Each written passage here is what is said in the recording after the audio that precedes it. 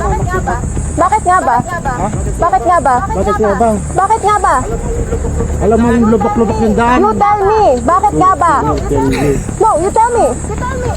You tell me. Huwag kang mamamak yun. Bakit nga ba? You tell me. Nagit-git nyo ate. May side mirror pa ako wala. Hindi ka gumagamit side mirror mo? Drama. Ikaw ang wag ganon. You use your side mirror. Teka, smoke stick ko na lang. Kung ganyan ka pa. Tara ulo. Pwede mo nga yung fucking plate number yan. Sorry po. Mais ka. Paragin ko yung pangit yung pick-up. Welcome back to the channel. Professor Jason X here, where I talk about everything and anything. So, merong viral video ngayon tungkol sa isang sikat na motovlogger sa Facebook named Yana Motovlog.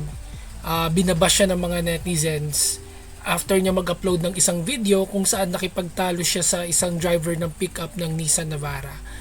So, sa video, bumaba yung driver para i-confront siya after niyang pakyuhin yung driver, ano.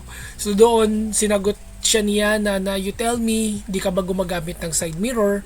Pero siya wala naman siyang side mirror, right? May side mirror pa ako wala. Hindi ka gumagamit side mirror mo? Sa ibang level yung entitlement and audacity nitong tao na to, no? So ikaw yung nagagalit doon sa four wheels driver na wala ka namang side mirror. Right? Tapos pinipilit mo pa siyang gamitin yung side mirror niya. Eh, ikaw nga wala kang side mirror eh. Tapos, sa kanan ka pa nag-overtake, which is the blind spot of a vehicle. Okay? Minsan yan yung problem. Hindi ko nilalata, no? Minsan yan yung problem sa mga motorsiklo eh. Overtake ng overtake sa kanan, ano? Again, wala namang problem doon, no? Lalo na kung nakikita mo clear naman at nagbibigay yung four wheels sa harapan mo. You can overtake. Pero, sa mga ganitong situation, hindi dapat ikaw yung magmayabang, no?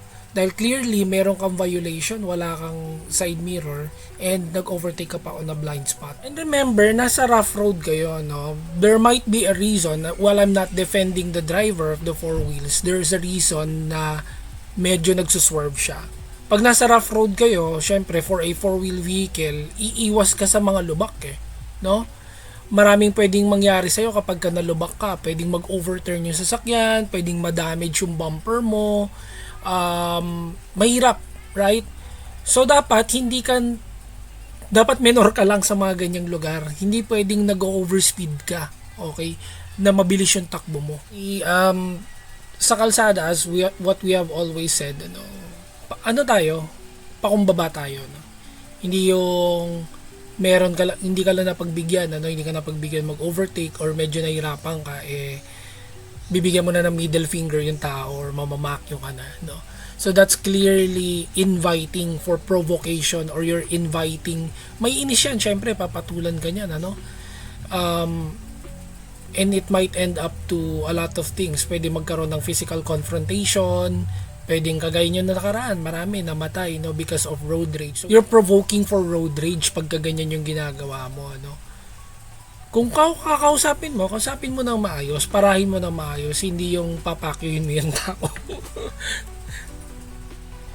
So yun, final thoughts, dapat sa kalsada, again, as always, pakumbaba tayo, no, magbigayan tayo, hindi yung papairali natin yung kayabangan natin, or hindi lang tayo napagbigyan makikipag-away na tayo. So kayo guys, anong masasabi ninyo sa video na to? Share your thoughts down in the comments. Don't forget to subscribe and hit that notification bell so you're updated on all the latest. Stay safe. Peace.